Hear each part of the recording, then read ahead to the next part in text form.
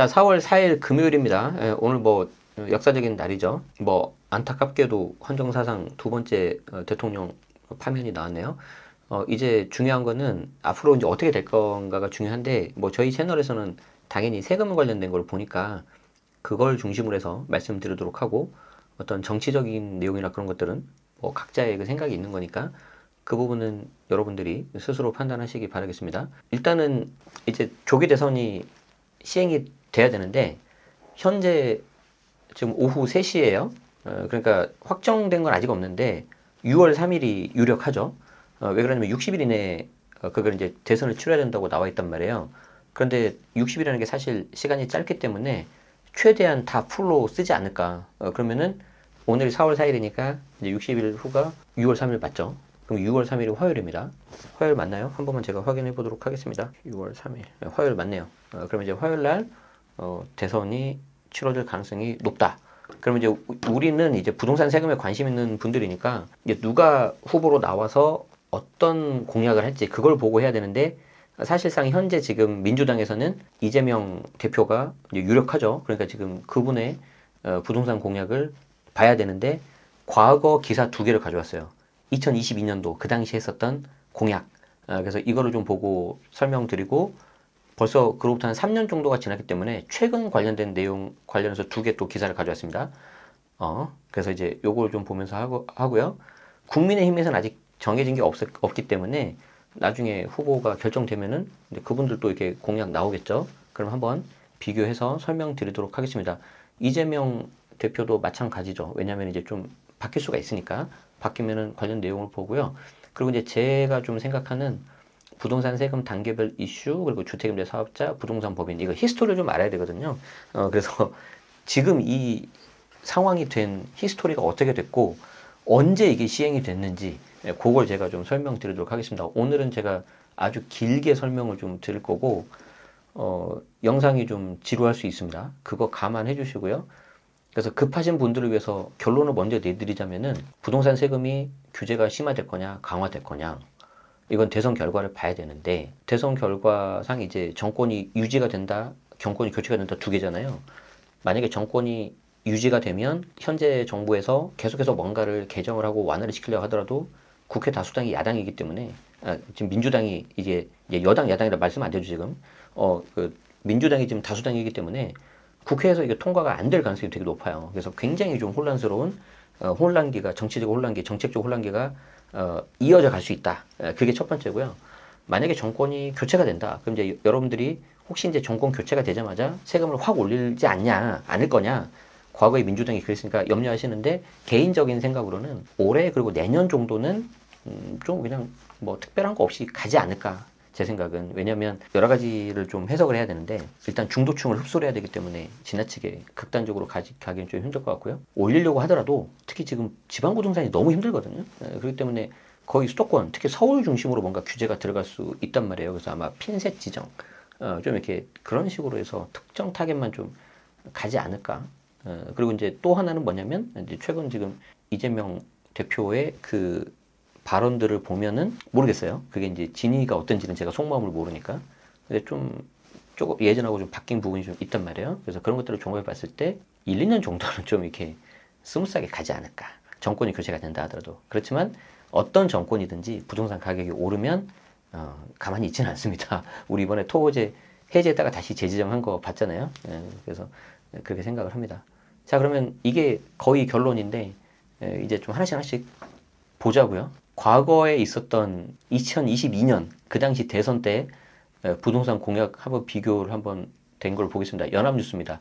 22년 1월 2일자 김영은 기자님이 작성하신 거네요. 그냥 빠르게 보겠습니다. 더불어민주당 이재명 그 당시 대표였었죠. 생애 최초 주택 구입자 50% 감면 혜택을 주겠다. 취득세에서. 그리고 최고 세율 3% 부과 기준을 상향, 현재 9억인데 12억으로 하겠다. 콜. 콜. 뭐 지금 이런 게 좀 좋지, 그렇죠? 그런데 취득세 중과에 대해서 어떻게 하겠다, 이 얘기는 없었어요. 자, 그다음 보유세 봅시다. 보유세. 1주택 장기 보유 저소득층 노인 가구 과세 이연시키겠다. 일시적 2주택자는 1주택자 간주해서 보유세 하겠다. 뭐 종중주택 뭐 이거 중과 제외하겠다. 상속에 따른 다주택자도 1주택자로 간주하겠다. 공정시장 가액 비율 인하하겠다. 그 당시 문재인 정부에서 95%까지 갔죠. 그래서 100%로 올라갈 뻔 했었어요. 그래서 이거는 현재 정부에서 60으로 내려버렸죠. 그리고 세부담 상한 인하하겠다. 이게 뭐냐면은 급격하게 보유세가 오른다 하더라도 전년 대비 너무 오르면 안 되니까 좀 일정 부분 막아주는 게 있어요. 그것도 좀 이렇게 완화하겠다. 그런 거고 2022년도에 21년도에 공시가를 적용하겠다. 그 당시에 정말 보유세가 어마어마했습니다. 21년도 종부세가 마포, 송파 두 채 갖고 있었을 때 6,900 정도가 나왔어요. 미친 보유세였는데 자 그런데 이제 이슈가 되는 게 이거죠. 국토 보유세와 종부세를 통합하겠다. 여기에 대해서는 이제 조금 이따가 최근에 나온 발언들을 좀 보도록 하죠. 자, 양도세 보겠습니다. 양도세는 다주택자 중과 유예하되 유예 기간 첫 4개월 내에 매도하면 중과분 전액, 그 다음 3개월 내는 매도 시 절반, 나머지 3개월 내에는 매도 시 25% 면제하겠다. 그러니까 4, 3, 3 그러니까 10개월이죠. 10개월 내에 빨리 팔아라 이거예요. 무섭다. 어쨌든 요랬어요. 윤석열 그 당시 후보의 이거 한번 볼까요? 취득세 같은 경우에는 생초 주택구입자는 면제 또는 1% 단일세, 1에서 3%인 1주택자 취득세율 단일화, 그러니까 하나로 묶어버린다. 6억, 9억 이런 거 나누지 않고 조정적 2주택 이상 누진세율 완화. 이게 이제 22년도 12월에 나왔다가 전혀 얘기가 안 돼버렸죠. 굉장히 한탄스럽습니다. 개인적으로. 저게 좀 풀렸어야지 지방 부동산이 살아나는 건데. 자, 보유세 같은 경우에는 일정 소득 이하 1주택 장기 보유자 종부세 매각 상속 시까지 이연하겠다. 1주택자 세율 현 정부 이전 수준으로 인하하겠다. 요거는 좀 어느 정도 됐고 차등과세 기준으로 보유주택 호수에서 가액으로 전환하겠다. 오호. 여기에 좀 이런 게 있었네요. 공정시장 가액 비율은 90으로 동결하겠다. 의외죠. 의외죠. 그런데 왜 지금 60으로 내려갔을까? 다른 부분이 하나도 개정된 아니 하나도는 아니고 거의 개정된 게 없어요. 종부세가. 그러니까 이게 너무 높으니까 정부에서 할 수 있는 게 이게 시행령 개정이거든요. 이거밖에 없어요. 세부담 상한 인하는 똑같고 공시 가격은 2020년 수준으로 환원하고 이게 이제 문재인 정부 때 다 들어왔던데 두 후보가 비슷하게 나왔죠. 문재인 정부 그 당시에 공시 가격 현실화율이라고 하는데 그건 정말 시행됐으면 정말 무시무시했습니다. 2025년까지 모든 아파트를 시세율 90%까지 맞춰버려요. 와, 그러면 아파트만 그렇게 하냐?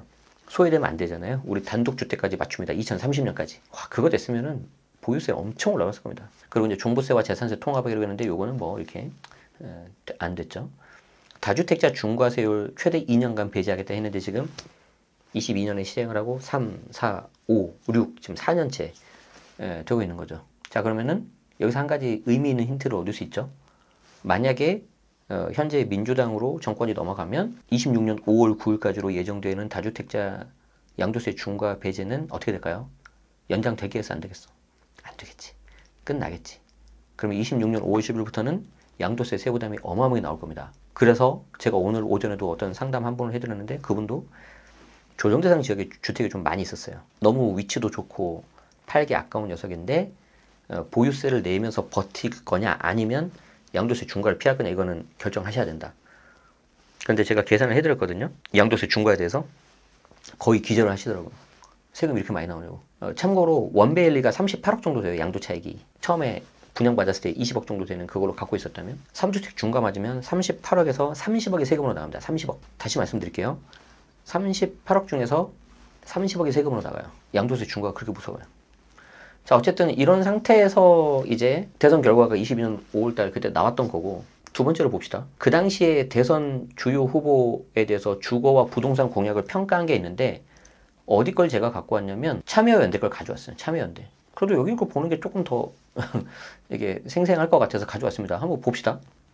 그래서 참여연대에서 어떻게 평가를 했냐면 여기 표가 잘 돼 있더라고요. 그 당시 더불어민주당 이재명 후보 거 볼까요? 더불어민주당 이재명 후보의 주거정책은 공공주택의 공급 의지는 강하지만 주거복지 공약이 거의 없거나 구체적이지 않고 참여연대라는 걸 참고하십시오. 국토보유세 정책은 자산 불평등 완화의 계기가 될 수 있는 반면에 주택 감세 공약, 재개발 등 정비사업 활성화 공약, 생애 최초 주택 취득자 LTV 확대 공약 등은 주택 투기와 가격 앙등? 앙등을 불러일으킬 소지가 있다고 평가했다. 그러니까 이제 참여연대라는 걸 고려해주세요. 자, 국민의힘 윤석열 후보의 주거정책은 주택 소유자 세부담 완화와 공급 규제 완화에 치우쳐서 부동산 투기를 부추기고 근데 이렇게 돼야지 약간 안정이 되는데 제 생각이에요. 주택 가격을 불안정해 할 개연성이 있고 4명의 후보 중 공공임대주택 공급 목표가 가장 낮고 주택 세입자에게 가장 불리한 정책을 제시하고 있다고 평가했다. 뭐 근데 이거는 참여연대의 생각이니까 우리는 팩트 기반으로 공약 평가표 이걸 보자는 거지. 이게 더 중요한 게 아닌가? 자, 부담 가능한 양질의 장기 공공 임대주택 100만 호 공급하겠다. 여기에 대해서 이재명 후보 동그라미니까 이걸 적극적으로 하겠다는 거예요. 윤석열 후보는 세모. 네, 이거는 여러분들이 판단하세요. 이건 참여연대는 동그라미 좋아 이거예요. 그러니까 여러분들이 판단하시라고요. 공공 분양주택 분양 방식 개선, 분양가 상한제 민간 택지에 확대하겠다. 여기서에서는 하겠다는 거거든요. 이재명 후보는. 그럼 쉽게 말해서 분상제를 확대하면은 소위 말해서 줍줍 로또 청약이 늘어나겠어 줄어들겠어? 늘어나지. 로또 좋아하시는 분들은 동그라미를 하겠죠. 계속 거주권의 보장, 임대 등록 의무화. 이재명 후보 세모, 윤석열 후보 X. 자, 임대 등록 의무화는 임대주택을 다 의무화시키겠다 이런 거예요. 주거 취약계층에 대한 주거복지 확대. 이재명 후보 동그라미 세모, 윤석열 후보 세모. 여기는 둘 다 물음표니까 패스할게요. 투기 억제 및 개발 이익 환수. 이 동그라미 윤 X. 주택 공급의 공공성 강화. 이 동그라미 윤 X. 자, 공공주택 좋아하시면 동그라미 하시면 되겠죠. 보유세 과세 강화. 이 세모 윤 X. 제가 좀 호칭 생략하고 이렇게 하는 거는 양해 부탁드리겠습니다. 부동산 금융의 공공성 강화. 세모 윤 X 물음표. 그러니까 어떤 느낌인지 아시겠죠? 공공 쪽에 많이 이재명 후보 쪽은 많이 가 있고 그 반대는 윤석열 후보 쪽이다라고 보시면 될 것 같아요. 자, 그런데 이게 22년도 자료란 말이지. 22년도니까 지금은 사람이 생각 바뀔 수 있잖아. 맞죠? 최근 것도 봐야 되지 않겠어요? 그래서 최근 것도 봐야 되니까 제가 두 개를 또 가져왔어요. 조선일보 땅 짚고 기사를 가져왔는데 아까 참여연대 봤으니까 우리도 좀 반대되는 것도 봐야지. 땅 짚고. 차학봉 기자님이 올해 1월 13일 날 작성하신 거네요. 자, 제목이 어떻게 됐습니까? 중국 공상등도 안 하는데 국토 보유세 도입하자는 이재명 공약. 아까 국토 보유세 안 한다며? 아니, 한다고 그랬나? 22년도에? 그렇지. 국토 보유세 종부세 통합한다 그랬구나. 그런데 25년도에 보니까 또 도입하자고 하네요. 이게 이제 그거예요. 차기 대권 주자들의 부동산 정책 해가지고 이재명 더불어민주당 대표가 지금 최근 거죠. 중국 공산당보다 더 급진적인 부동산 정책이다. 나는 공산당이 싫은데. 자, 계엄과 대통령 탄핵 사태로 차기 대선에 대한 관심이 높아지고 있다. 추미애 후보님이 대선 1호 공약으로 지대 개혁을 발표하는 걸 보고 역시 추다르크구나라고 생각했다. 당시 이제 21년 대선 국면에서 이렇게 나왔던 그 내용이죠. 이재명 민주당 대표가 경기도지사 시절인 21년 추미애 전 법무부 장관의 대선 공약을 칭찬하는 글을 자신의 페북에 올렸다. 그래서 명추연대론이라는 말이 나올 정도였다.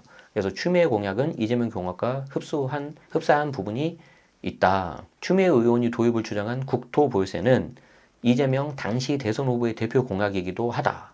국토보유세는 토지를 가진 사람이 토지 가격의 일정 비율을 세금으로 내도록 하는 제도인데 헌법에 규정된 토지 공개념을 구현하기 위해서 공유재산으로 볼 수 있는 토지에 일괄적으로 세금을 매기겠다는 것이다. 야, 이제 주택이 아니라 이제 토지 쪽도 공부를 해야 될 것 같은데 이렇게 된다면. 그래서 국토보유세는 종합부동산세와 유사한 보유세 성격이지만 고가 부동산을 중심으로 매기는 종부세와 달리 모든 토지를 과세 대상으로 한다. 우리 집 시골인데요. 우리 부모님 갖고 계시는 거 필요 없다는 거죠. 종부세는 주택, 종합합산토지, 별도합산토지로 부동산을 구분해서 세율과 과표를 각각 다르게 적용하는데 국토보유세는 건물은 제외하고 토지의 세금을 물린다. 집을 가진 사람은 집에 딸린 토지에 대한 세금을 내는 방식이다. 그러니까 지금도 재산세에 대해서 건물분하고 토지분 내지 않습니까? 근데 얘가 만약에 도입이 되면은 뭐 재산세 부분에 대해서 토지분은 좀 합산이 될 수도 있고 아니면은 별도로 국토보유세가 또 생길 수 있겠죠. 그러면은 내가 주택을 하나 가지고 있다 그러면은 세금이 좀 늘어날 수 있겠네요. 그죠? 자, 국토보유세를 도입하면 땅과 건물이 많은 사람은 세금을 많이 내야 되고 1주택자나 무주택자 등 땅과 토지가 적은 사람은 세금 부담이 적거나 아예 없다. 뭐 이제 상대적으로 이 대표는 공약 발표 당시 국토보유세 1%는 약 50조 원 가량인데 조세 저항이 심할 것이다. 그러나 징수액 전액을 국민에게 균등 지급하는 기본소득 목적세로 신설하면 80에서 90%의 국민은 내는 세금보다 받는 기본소득이 더 많은 순수세제가 돼서 조세 저항 최소화 이런 것들을 나타낼 수 있다. 저는 명확하게 말씀드릴 수 있는데 저는 이런 거는 아주 반대합니다. 왜 제가 반대를 하냐면 이거는 국민의힘에서도 도입을 해도 저는 반대를 할 거예요. 민주당이 아니라. 왜 그러냐면 자 보세요. 우리가 100명이 있는데 100명한테 100만 원씩, 만 원씩을 걷어요. 그럼 100만 원이 거치죠. 그럼 그 100만 원을 가지고 이렇게 좀 나누어 갖자. 그러면 대부분 사람 80%에서 90%가 도움이 되지 않겠냐. 되게 이상적이고 좋은 말인데 그 100만 원 누가 거느냐는 거예요. 소위 말해서 감투 완장치 하는 놈이 있어야 되잖아요. 맞잖아요. 그 완장치 하는 놈이 중간에서 안 해먹겠냐고. 100% 나온다고 봅니다. 이거는 사람의 그 욕심, 탐욕이 드러날 수밖에 없습니다. 저는 그렇게 생각을 합니다. 그리고 재정학 이론에서도 반드시 이 하는 과정에 있어서 불필요한 그 행정력 그리고 인건비 그럼 여러 가지 비용들이 발생을 하잖아요. 그러니까 내가 100을 거두면 100을 다 뿌려줄 수가 없어요. 100을 거두면 한 70이나 80 정도만 나갈 거예요. 나머지 20, 30력은 20이나 30은 행정권, 어떤 그런 공무원, 조직 관료들 이쪽으로 갈 수밖에 없습니다. 그래서 저는 반대해요. 50쪽으로 거두면 80, 90이 남아나질 않는다니까. 중간에 20, 30이 사라질 거야. 그럼 그게 누구한테 가겠어요? 잘 생각하세요. 자, 중국은 보유세가 없다. 2년 이상 보유하면 양도세도 면제한다. 헨리 조지는 토지 공유제를 주장하는 진보와 빈곤이라는 책을 1879년 발표했는데 19세기 산업화가 본격화되면서 빈부격차가 심각한 사회 문제로 부상하자 진보와 빈곤이 해결책으로 관심을 끌었다. 여기에 대해서 이제 불로소득을 발생시켜서 토지의 사적 소유가 불평등을 심화시키고 이 지대 이론이 정말 굉장히 중요한 이론이거든요. 이 땅값. 헨리 조지도 지대를 100% 토지세로 납부하는 제도는 성경에 기초했다고 주장을 한다. 공산주의가 토지와 자본의 공유를 주장한 반면 헨리 조지는 토지의 공유, 즉 자본의 사유를 주장했다는 점에서 차이가 나는데 여기에 나와 있는 2025년 1월 기사입니다. 여기에 대한 주장은 민주당의 주장은 공산당보다 더 급진적이라고 해당 언론사는 평가를 하고 있죠. 공산당 일당 독재의 중국의 경우 주거 용지는 정부가 소유하고 70년간 임대하지만 매매가 가능하고 매매 차익도 개인 소유다. 토지 국가 소유제라고 하지만 사실상 주택의 개인 소유는 물론 양도 차익도 허용한다. 자, 베이징시는 부동산 경기 부양을 위해서 2년 이상 보유할 때는 양도세 면제 제도까지 도입을 했다. 더군다나 중국에는 재산세, 종부세와 같은 보유세도 없다. 그러니까 이제 이런 것들이 있기 때문에 오히려 더 급진적이다라고 한 거죠. 뭐 혹시 이런 걸까요? 우리가 협상을 할 때 뭐 50만 원 깎고 싶으면 일단 두 배 한 지르잖아요. 100만 원 깎아달라고. 그럼 양쪽에서 깜짝 놀래가지고 중간은 50쪽으로 합시다. 그럼 이제 원하는 좋은 결과였어. 협상에서 이러고 되잖아요. 혹시 그런 걸 할 걸까요? 더 급진적으로 땡겼다가 너무한 거 아니냐 하니까 뭐 이런 걸 하려고 그런 건가? 거기까지는 모르겠어요. 제가 뭐 그 사람의 속마음을 알거나 그러지는 못하니까. 그쵸? 그거는 뭐 일단 우리가 맡겨내야 될 것 같고요. 그래서 이제 거기에 대한 내용들이 쭉 나와요. 다른 것들은 이제 뭐 이게 좀 이론적인 내용이 나오니까 제가 생략하고요. 하나 더 보겠습니다. 과거에 2개 거 봤으니까 최근 것도 2개 봐야지. 자, 가장 최근 겁니다. 가장 최근 거. 다주택자 막을 수 없다. 세금 열심히 내면 된다. 이게 이제 3프로TV 아시죠? 3프로TV에 나가서 이렇게 인터뷰한 내용인데 2월 25일 날 올라간 기사입니다. 그때쯤 했었어요. 근데 가장 최근 거라고 할 수 있겠죠. 한번 봅시다. 더불어민주당 이재명 대표가 부동산 정책과 관련해서 다주택 규제에 대한 회의적 입장을 밝히는 등 자율 방임 쪽에 가까운 정책 입장을 밝혀서 눈길을 끌었다. 갑자기 앞에서 우리 봤던 3개랑 좀 내용이 다르죠? 그럼 이제 그 앞에 3개의 내용이 다른 거에 대해서 정말 생각이 바뀐 건지 말만 이런 건지는 여러분들이 판단하세요. 아시겠죠? 자, 이 대표는 다주택 보유자들에 대해서 세금을 열심히 내면 된다. 자본주의 사회에서 막을 수 없는 거다. 그러니까 뉘앙스가 조금 오해할 수 있게 말씀하신 것 같은데 어쩔 수 없는 현상이니까 뭐 할 거 하시고 의무인 납세 의무를 충실히 하시면 됩니다. 이런 거 같아요. 그쵸? 뭐 약간 좀 비꼬면서 그런 게 아니고 오해는 안 하셨으면 좋겠어요. 그러면서 부동산 정책은 가급적 손을 대지 않는 게 좋겠다. 손 대야 되는데 지금 규제가 심한데 저는 그렇게 생각하는데 이따 제가 보여드릴게요. 얼마나 규제가 심한지. 자, 지난 2022년 대선 당시 땅을 가지고 있는 모든 국민을 대상으로 한 국토 보유세 신설을 공약으로 내걸었던 거는 180도 달라진 접근이다. 약간 우리가 봐도 그랬잖아요. 그죠? 중독층 공략을 위한 우클릭 행보의 일환으로 보인다. 이 대표는 2월 24일 오후 유튜브 채널 3프로TV에 출연해서 부동산 시장이 누른다고 눌러지냐, 세상이 양극화되고 집중화되고 있다, 이 흐름 자체를 막을 길이 없다, 여기서 적응을 해야 된다. 예컨대 강남의 특정 지역, 한강이 보이는 지역을 5억이 아니라 500억을 주고라도 사겠다는 사람이 있다. 그걸 어떻게 말리나? 그걸 막으려고 하는 게 더 문제다. 좀 당황스러운데? 투기적 요소는 억제해야 되겠지만 실제 거주하는 1가구 1주택에 대해서는 우리가 마인드를 바꿔야 된다. 돈 벌어서 비싼 집 사겠다는 건데 죄악시할 필요가 없다. 문구만 놓고 보면 틀린 말이 전혀 아니에요. 근데 뭐 어디서 이제 문제가 되냐면 투기적 수요는 억제해야겠지만 이제 이거예요. 그래서 어떤 사람들은 투자라고 보는 거를 다른 사람들은 이걸 투기로 봐서 규제가 들어갈 수가 있는 거죠. 그게 문재인 정부 때 했었고요. 가장 대표적인 게 2018년 9.13 대책 때 실거주자한테도 장특공, 표2 장특공 거기에 거주 요건을 붙여버린 거예요. 저는 그때 완전히 이건 아니다 그랬었어요. 다주택 투기소유하고 전혀 상관없는 거거든요. 근데 안타까운 게 뭐냐면 실거주자이신 분들이 그 내용을 몰라요. 설명하면 30분 걸리거든요. 다주택자 과세에 대해서도 굳이 손을 대야 하는 해야 하나 하는 생각이 든다. 부동산 정책은 가급적 손을 대지 않는 게 좋은 것 같다. 손을 댈 때마다 문제가 됐다. 이는 문재인 정부의 부동산 정책에 대한 간접 비판과 동시에 지난 2022년 말 여야 합의로 종부세 공제액을 6억에서 9억으로 대폭 완화한 것에 대해서도 유지할 뜻을 내비친 것으로 풀이가 됐다. 근데 판단은 여러분들이 하시기 바라겠습니다. 이 대표는 또 지난 대선 당시 부동산 공약으로 내걸었던 국토보유세에 대해서 제가 볼 때는 무리한 것 같다며 수용성이 너무 떨어진다. 구상에 불과했다며 철회할 의사를 밝혔다. 지난 2022년 대선 공약으로 주택, 부속토지와 나대지 등 땅을 갖고 있는 모든 국민을 대상으로 하는 국토보유세 신설을 내건 바 있는데 기본소득의 재원이 되는 세금으로 분배 효과를 높이려는 이 대표 특유의 철학에 담긴 공약이었다. 그런 부동산 정책에 대한 입장 변화에 대해서 책임이 커져서 생각이 바뀐 면들이 있다. 미안합니다. 웃어서. 저희 위치가 바뀌었고 인생을 살면서 더 배운 것도 있다면서 저번에 그렇게 얘기했는데 이번에 이렇게 얘기하네라고 말할 수 있는데 제가 그 사이에 좀 자랐다고 했다. 기존의 정책적 입장과 공약을 철회한 데 대한 해명인 셈이다. 책임이 커져서 생각이 바뀐 면들이 있다. 저희 위치가 바뀌었고 인생을 살면서 더 배운 것도 있다. 당신이 저번에 그렇게 이야기했는데 이번엔 이렇게 얘기하네라고 말할 수 있는데 그 사이에 내가 좀 자랐다. 자, 한편 이 대표는 정부의 기업 지원 역할을 강조하면서 대한민국의 자본주의 시장경제 시스템을 벗어날 수 없고 정부 정책도 결국 거기를 벗어나기 어렵다. 저는 명확합니다. 제 철학은 저는 무조건 자본주의 시장 경제주의입니다. 저는 사회주의 공산주의를 굉장히 싫어합니다. 물론 수정 자본주의로 가야 되겠죠. 너무 빈부격차가 좀 심하니까. 그런데 수정 자본주의와 지금 사회주의가 굉장히 좀 모호한 그런 경계로 좀 가고 있거든요. 국제경제에서 살아남으려면 정부 지원이 매우 중요하다. 기업 규제에 대한 생각도 많이 바뀌었다. 규제가 기업의 발목을 잡는 측면이 많이 인식돼서 그런 부분을 더 많이 합리화했다고 생각했다. 바뀌었다. 생각이 많이 바뀌었다. 그 멘트가 되게 많네요. 그런 전반적인 경제정책 기조 변화에 대해서 저 사람 바뀌었나 또 나오죠? 저는 크게 변하지 않았다. 뭔 말이지? 잠깐만. 저 사람 바뀌었나라고 생각할 수 있는데 저는 크게 변하지 않았고 생각은 똑같은데 상황이 바뀐 것.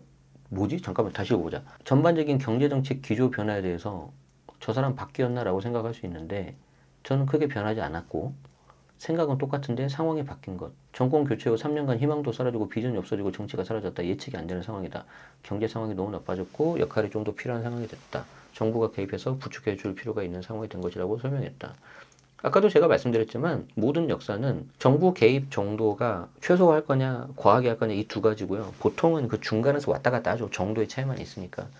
그런데 결국에는 많이 개입하는 쪽에 가까운 쪽이라고 보입니다. 다음에 국민의힘 측에서도 후보가 결정이 되면 그분 공약을 좀 보면서 이렇게 좀 따져보겠습니다. 저도 한번 하나씩. 이제 우리가 이분에 대해서 과거 내용을 볼 수밖에 없는 게 두 가지가 있죠. 2022년도에 했던 멘트하고 2025년 최근 1월달, 2월달에 했던 멘트가 너무 좀 다른 부분이 있고요. 당시 여당이었던 더불어민주당의 문재인 정부 때 문재인 정부가 했었던 규제 위주의 정책에 대해서 본인은 반대를 하고 기조가 맞지 않다 이렇게 하시는데 어차피 같은 당이잖아요. 그래서 당론으로 결정이 되고 거기에 대해서 정말 그렇게 반대가 있다면 좀 일부라도 좀 해야 되지 않을까 그런 생각이 저는 있어요. 그걸 이제 보여드릴게요. 여러분들 부동산 세금은 아시다시피 취득단계, 보유단계, 양도단계 3개가 있지 않습니까? 자, 취득세는요. 명의가 이전될 때마다 취득세가 나와요. 자, 그런데 이게 주택 같은 경우에는 1에서 3%잖아요. 다른 부동산은 다 4%인데 이게 언제 됐냐면 2014년 박근혜 정부 당시 감면정책으로 인해서 1에서 3으로 내려간 거였어요. 아시겠지만 그 당시 부동산 경기가 워낙 안 좋으니까 2008년 서브프라임, 2010년 경제금융위기 그래서 1에서 3으로 내린 거였어요. 그러다가 언제 지금의 이 취득세 중과 8% 12%가 됐습니까? 2020년 8월 달이에요. 이게 문재인 정부 때잖아요. 맞죠? 그리고 저는 개인적으로 이게 가장 아주 안 좋은 규제라고 생각을 해요. 왜? 사람들이 2개, 3개 이상 하는 순간 세금이 너무 많이 나오니까 집을 그렇게 사지도 않고 결국 내가 살 거면은 하나로 몰린다는 거죠. 하나로 몰리니까 서울, 지방보다는 서울로 가고, 서울에서도 외곽보다는 중심으로 가고, 그렇게 가는 거죠. 그래서 중심지 같은 경우에는 대기 수요가 지금 너무 많아요.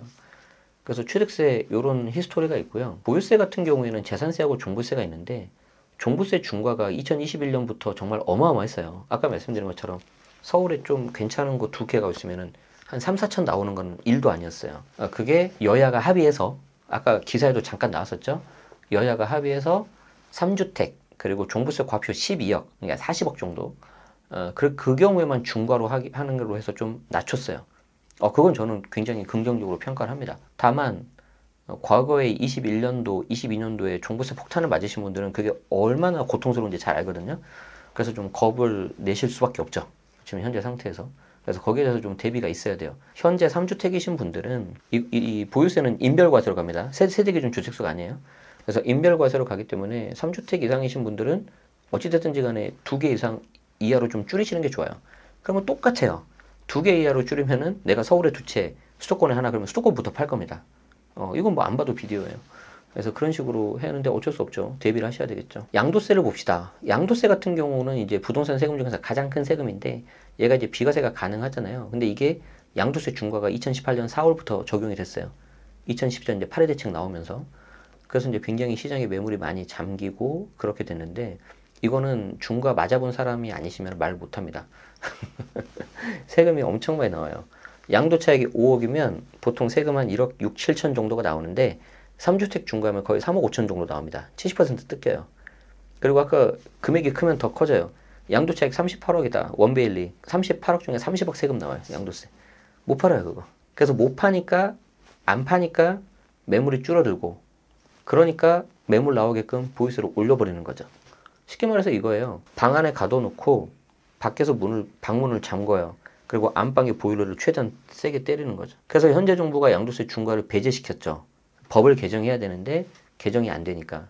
그래서 5월 10일부터 중과 배제 들어갔는데 계속 지금 연장이 됐죠. 그래서 2026년 5월 9일까지는 중과 배제가 되는데 지금 이제 오늘 탄핵 얘기가 됐기 때문에 정권 그거에 따라서 연장이 이제 안 될 수 있겠죠. 안 될 수 있는 가능성도 고려하셔야 돼요. 왜 그러냐면 내가 생각한 것보다 양도세가 엄청 많이 나온다니까요. 그래서 꼭 지금 내가 다주택이신 분들 그리고 조정대상 지역에 있는 물건을 팔 때 중과가 들어가는데 현재 조정대상 지역이 강남, 성구하고 용산이잖아요. 근데 그 옆에 있는 거 있잖아요. 마포, 강동, 과천 여기 1순위란 말이야. 거기에 있는 주택까지 해가지고 다주택이신 분들은 양도세 대략 계산해 봐야 돼요. 뭐 검색을 해보시면 나와요. 부동산 세금 계산하는 거. 그래서 그거 해가지고 대략적으로 계산해 보시면 깜짝 놀랄 겁니다. 중과 들어가면. 그래서 지금 요렇게 세금 계율을 봤을 때 취득세도 결국에는 하나, 두 개. 보유세도 2개 이하.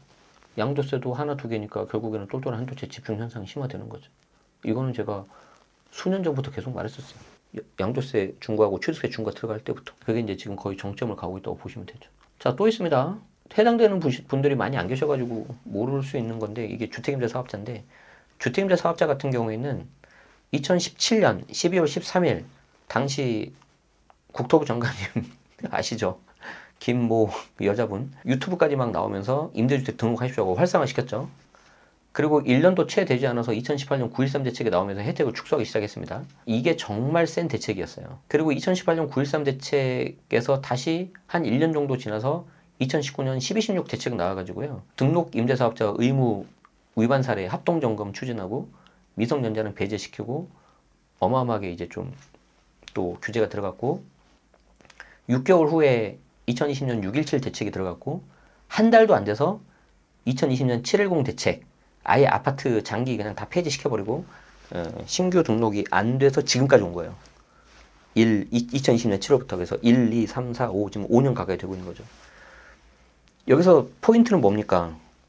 2017년 12월부터 2020년 6월, 7월까지 똑같은 정부예요. 이게 정부가 다르면 어떤 철학이 다르니까 뭐 그럴 수 있다 생각하는데 같은 정부입니다. 그럼 이제 이걸 보고 한번 질문을 하고 싶어요. 이재명 그 대표에게. 당시 문재인 정부와 그 생각하는 부동산은 그게 다르다고 하시는데 이거에 대해서는 어떻게 생각하시냐. 여기 그랬잖아요. 부동산 손댈 때마다 문제라고 가급적 안 되는 게 좋아. 근데 그 당시에 거의 28번, 30번 가까이 손을 댔는데 왜 그때는 가만히 있었냐. 당이라는 거는 기본적으로 생각이 같아야 되잖아요. 당론으로 결정되면. 그래서 당론으로 결정이 되는데 거기서 다른 행동을 하면은 소위 말해서 배신 아닙니까? 조직을 떠나야죠. 자, 어쨌든 임대주택 결론은 뭐예요? 하지 마세요. 이거는 선거 결과 어떻게 나오든지 간에 일단 하지 마요. 근데 저처럼 이미 등록한 사람도 있잖아. 그럼 이제 살 길 찾아야지 뭐. 그걸 한번 여러분들이 잘 하셔야 되고, 이제 케이스마다 다 다릅니다. 굉장히 복잡해요. 자, 그리고 이제 아무도 신경 안 쓰는 부동산 법인. 왜 신경을 아무도 안 쓸까요? 대상자가 별로 없어서 그래요. 나쁜 말로 하면 표가 안 돼서 그렇습니다. 자, 부동산 법인은 지역, 주택수 상관없이 주택을 취득하는 순간 취득세가 무조건 12% 들어갑니다. 여기서 이제 수익률이 거의 그냥 다 낮아져 버려요. 그러니까 하시면 안 되고요. 지금 신규 취득하는 건 거의 자살행위고요. 이전에 있었던 분들은 어쩔 수가 없고. 자, 그리고 보유세 봅시다. 보유세 같은 경우에는 종부세가 대폭 올라가는데 아예 9억 공제금액이 아예 폐지가 됐어요. 아예 안 해줘. 그리고 종부세 최고세율 그냥 단일세율로 때려버립니다. 그래서 법인이 2주택을 갖고 있으면 2.7%, 3주택 이상이면 5%. 이게 어마어마하게 큽니다. 한 4에서 5억짜리 조그만 거 하나 가지고 있어도요. 종부세가 한 400에서 500 정도 나와버려요. 자, 그 다음에 양도 단계. 양도세는 이제 법인 같은 경우는 이제 법인세로 부과가 되죠. 양도세가 아니라 여기에 이제 9에서 19%인데 보통 19% 나오거든요. 2억 넘으면. 근데 여기에 토지 등 양도차익 추가법인세 20% 들어갑니다. 그러니까 단순 계산하면 한 39% 이런 식으로 나오겠죠. 그러니까 이렇게 되면은 취득, 보유, 양도 단계 다 뜯기기 때문에 세금 내고 나면 남는 게 정말 없습니다. 2년 동안 1억 오르잖아요. 그러면 세금으로 8천만 원 날라가요. 근데 요즘에 누가 2년 동안 1억 오를 만한 데가 어디가 있어요? 특히 이제 비싸니까 다른 데는 못 사고 5억짜리 사야 되는데 제가 계산 다 해봤죠. 이것도 지난 정부, 문재인 정부 때 했던 거고요. 이것도 문재인 정부 때 했던 겁니다. 그러니까 저는 개인적으로 과거 이전 정부에서 규제했던 그 상황을 100이라고 했을 때 지금은 풀렸다고는 하지만 여전히 한 70에서 80 정도 남아있다고 생각하고 있어요. 저는 그렇게 생각하고 있습니다. 제가 주택임대 사업자고요. 법인도 제가 2개 가지고 있고 다 해본 거기 때문에 거의 상속 빼고는 거의 다. 그래서 조금은 더 잘 알겠죠? 그런 것들을 보시면 하는데 사실 이제 뭐 부동산이 전부는 다가 아니잖아요. 어떤 다른 외교 안보라든지 경제라든지 이런 것들도 다 이제 보셔야 되기 때문에 여러분들이 이제 거기에 대해서는 이제 좀 후보들 정해지고 나오면 공약 같은 거 좀 잘 보시고 비교하시면서 선택을 하시면 어떨까 싶습니다. 다만 이제 거기에 대해서는 제 전문 영역이 아니니까 제가 뭐라고 함부로 말씀을 못 드릴 것 같고 대신 부동산 세금 관련해서는 누구보다도 자신 있게 말씀드릴 수가 있습니다. 저는 이 히스토리를 다 봤기 때문에 그리고 다 겪어봤기 때문에 그게 2017년, 2018년 벌써 한 7년 뭐 8년 그러네요. 시간 참 빠르네요. 그렇죠? 그렇게 되고 있습니다. 그럼 이제 앞으로는 어떻게 될까? 아까도 말씀드렸죠? 만약에 정권이 대선했는데 유지가 됐다. 근데 이게 확 바뀔 수 있을까요? 왜냐면 취득세 중과도 관련된 법을 바꿔야 되고요. 보유세도 관련된 법을 바꿔야 되고 세율 같은 거. 양도세 중과 폐지하려면 또 법을 바꿔야 돼. 근데 지금 국회 다수당이 민주당이잖아요. 그러면 만약에 대선에서 그 정권을 못 가져온다 그러면 또 이제 굉장히 극렬하게 대립을 하겠죠. 만약에 정권이 교체가 되면 어떻게 될까요? 바뀔까요? 이게 바뀌려면 본인 스스로 인정을 해야 되거든요. 과거에 같은 당에서 했던 이 규제가 너무 심했다. 바꾸겠다 이렇게 인정해야 되는데 과연 할까? 그래서 이게 제 나름대로 분석한 결과입니다. 근데 물론 더 봐야 되겠죠. 이제 국민의힘하고 민주당에서 이제 어떤 후보들이 나오실지도 봐야 되고 민주당에서는 뭐 이재명 대표가 나오시겠죠. 그러면 이제 과거에 있었던 공약에서 바꾸겠죠. 그런 것들을 고려하게 해가지고 할 거고 그리고 이제 국민의힘에서도 봐야 될 거고 그래서 여기서 이제 여러분들이 놓치면 안 되는 것들이 있어요. 불과 얼마 전까지만 하더라도 막 언론에 막 도배를 했었던 상속세, 유산취득세 이거 어떻게 할 거야 이거 되겠어요 이거 되겠냐고 거의 뭐 그냥 됐고 토호제 어떻게 될까요? 토호제 6개월 정도 보고 그 다음에 이제 상황 봐서 풀 수도 있다고 했는데 풀릴 것 같아요? 제가 봤을 때 못 풀려요 이거 안 풀려요. 누가 풀겠어요 저거를. 누가 총대 메고. 또 뭐가 있습니까? 지금 현재 정부에서 말했었던 취득세 중과 완화 50% 세율이나 소급 적용 되겠습니까? 나가리고. 지금 제일 불쌍한 사람들이고 주택임대 사업자지. 자, 주택임대 사업자 혹시 최근에 등록한 사람 있어요? 6년짜리 나와가지고 내가 6년짜리 하지 마라 그랬잖아. 왜 그러냐면 6년짜리에 대해서 제대로 된 나온 게 내용이 없어요. 그런데 여러분들이 주택수 제외라는 말에 현혹돼가지고 막 등록하신 분이 계시더라고 작년에. 근데 주택임대 사업자를 등록을 했을 때 뭔가 혜택을 보려면 종부세 합산 배제하고 양도세 중과 배제 그리고 거주택 비과세 이런 거가 되게 중요한데 거기에 대해서는 크게 뭐 정해진 게 없어요. 올해 6월 24일 이후에 등록을 했었어야 돼. 근데 지금 6월 24일 했는데 그건 현재 정부에서 말한 거고 지금 보니까 6월 3일 날 보면 대선 될 것 같은데 이거 어떻게 된 거야? 근데 하지 마라 그랬잖아. 하지 마라 그랬잖아. 그렇게 말을 해도 왜 안 들어오지? 안타까워요 진짜. 부동산 법인 지금 뭐 주택임대 사업자도 이렇게 힘든데 부동산 법인 신경을 쓰겠습니까? 그래서 부동산 법인 같은 경우에는 좋은 주택이면은 빨리 개인으로 오시는 거를 머리를 쓰셔야 되고요. 그냥 적당하게 갖고 있다가 팔 거면 그냥 빨리 파는 게 좋아요 이제. 종부세가 너무 많이 나와요. 상생임대인. 상생임대인은 26년까지 시행령으로 개정을 해놨죠. 그걸 뭐 시행령을 다시 뒤집거나 그러지는 못할 거예요. 그렇기 때문에 26년 12월까지 상생임대는 가는데 문제는 뭐냐면 직전 임대차를 해서 뭔가 하려면은 올해 상반기 때까지 해야 돼. 직전 임대차를 하고 그 다음에 상생임대를 해야 되잖아요. 그럼 직전 임대차는 뭐냐면은 해당 주택을 취득하고 나서 맺은 임대차 계약해야 되거든요. 그래서 그거는 그냥 시행령 개정된 상태니까 그대로 가면 되고. 약간 좀 이제 여기서부터는 되게 제가 말을 조심해야 되는데, 과거에 정말 최악이었던 게 뭐냐면, 최종 1주택이었어요. 보유기간 재산정. 이거 들어가면 이제 완전히 꼬입니다, 이제. 양도세 비과세가. 그게 뭐냐면, 다주택 상태에서 처분을 하고, 하나 남으면 다시 2년 더 있어야 된다. 그래야 비과세 해주겠다. 그게 이제 보유기간 재산정이거든요. 그 시행령에 있는 건데, 소득세법 시행령에 있는 건데, 설마. 그거 다시 들어가면 완전히 스텝 꼬여요, 그러면. 완전 스텝 꼬여요, 그러면. 스텝 바이 스텝 안 돼, 이제. 그럼 이제 우리가 굉장히 바빠질 수가 있어요, 제가 바빠지는 게 절대 여러분한테 좋지 않습니다. 그래서 제가 처음부터 말씀드렸지만, 여러분의 어떤 라이프 삶에 정부의 개입이 어느 정도 들어오는 게 좋을지 한번 잘 생각해 보세요. 역사를 잘 보면서. 적당히 들어오는 게 좋겠냐, 좀 최소화하는 게 좋겠냐, 아니면 많은 게 좋겠냐. 각각의 다 장단점이 있어요. 정답은 없어요. 근데 항상 역사는 그렇게 해서 정반합으로 갔어요. 너무 개입을 했다가 부작용이 나니까 이제 최소화로 갔고, 또 최소화로 가면 또 거기에 따른 부작용이 있거든요. 그래서 적당하게 또 개입을 하게 되고, 계속 그게 왔다 갔다 하면서 평행을 유지하는 게 아니라 그래도 이게 발달을 했죠. 그게 해겔이 말한 정반합 아니에요. 오랜만에 들어보죠, 해겔 철학자. 거의 현대 철학의 거의 마지막 철학자라고 생각하면 될 것 같은데, 제가 알기로는. 제가 한때는 서울대 철학과에 가는 게 꿈이었죠. 고등학교 때 철학 수업을 듣고 윤리 수업을 듣고, 저희 학교는 제가 이제 광주 일고인데 그 당시에 사립학교에서는 수업을 안 했던 철학 수업을 했어요. 1학년 때. 그래서 그 철학 선생님이 윤리학 과목하고 철학을 가르쳐 주셨는데 철학 수업이 너무 재밌었어요. 그래서 제가 이제 문과여가지고 철학과를 가야겠다 하다가 이제 완전히 반대되는 이제 경영학과를 간 거죠. 아무튼 뭐 그랬었는데, 그 삶에 있어서 본인만의 어떤 생각, 그 철학이 있어야 돼요. 뭐 철학이 뭐 별거예요? 자기만의 어떤 주관, 그리고 모든 걸 항상 의심을 해야죠. 의심. 어떤 무조건 비판하라고 이런 게 아니라 항상 의심을 해야 되고, 이게 정말 맞냐, 이게 있는 거냐, 그런 것들을 계속 생각을 하셔야죠. 그래서 그 유명한 데카르트의 방법 소설에 그게 나오잖아요.